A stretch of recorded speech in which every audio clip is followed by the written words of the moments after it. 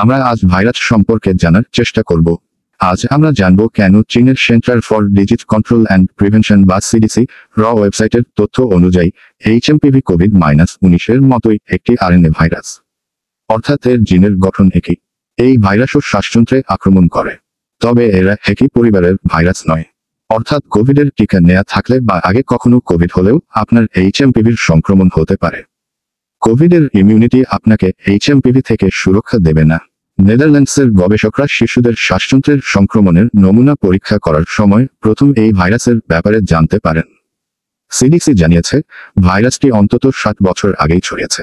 সাধারণ ফ্লুর লক্ষণ যা সাধারণত 2 থেকে 5 দিনের মধ্যে নিজে থেকেই সেরে যায়। তবে লক্ষণ তীব্র হলে চিকিৎসকের পরামর্শ নেওয়া এবং হাসপাতালে ভর্তি হওয়া জরুরি হতে পারে। ল্যান্সেট গ্লোবাল হেলথের 2021 সালের এক প্রতিবেদনে তথ্য অনুযায়ী তীব্র শ্বাসযন্ত্রের সংক্রমণে মারা যাওয়া 5 বছরের কম বয়সী শিশুদের 1% মৃত্যুর জন্য দায়ী এইচএমপিভি।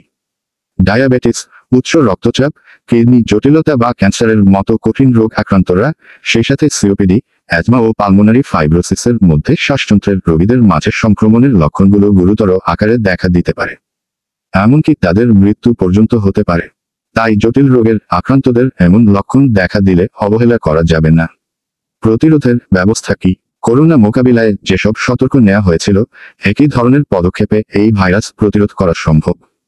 যেমন, বাইরে গেলেই মাস্ক পরা, 20 সেকেন্ড ধরে সাবান পানি দিয়ে ঘন ঘন হাত ধোয়া, হাত দিয়ে নাক মুখ স্পর্শ না করা, আক্রান্তদের থেকে নিরাপদ দূরত্ব বজায় রাখা, জনসমাগমস্থল এড়িয়ে চলা, হাঁচি কাশি দেওয়ার সময় মুখ টিস্যু দিয়ে ঢেকে নেওয়া এবং ব্যবহৃত টিস্যুটির সাথে সাথে মুখবন্ধ করা ডাস্টবিনে ফেলে দিয়ে হাত সাবান পানিতে ধুয়ে ফেলা।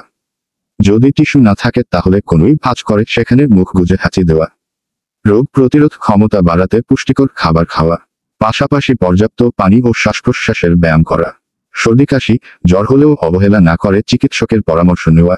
বিশ্বজুড়ে কোভিড-19 সংক্রমণ ছড়িয়ে পড়ার পর এই ভাইরাস প্রতিরোধে কয়েকটি টিকা তৈরি করা হলেও এইচএমপিভি প্রতিরোধ এখনও সে ধরনের কোনো টিকা নেই। তাই সতর্ক থাকার ওপরেই জোর দিয়েছেন বিশেষজ্ঞরা। চিকিৎসা কি? এই ভাইরাসের জন্য বর্তমানে কোনো নির্দিষ্ট অ্যান্টিভাইরাল ওষুধ নেই বা বিশেষ কোনো চিকিৎসা পদ্ধতিও নেই।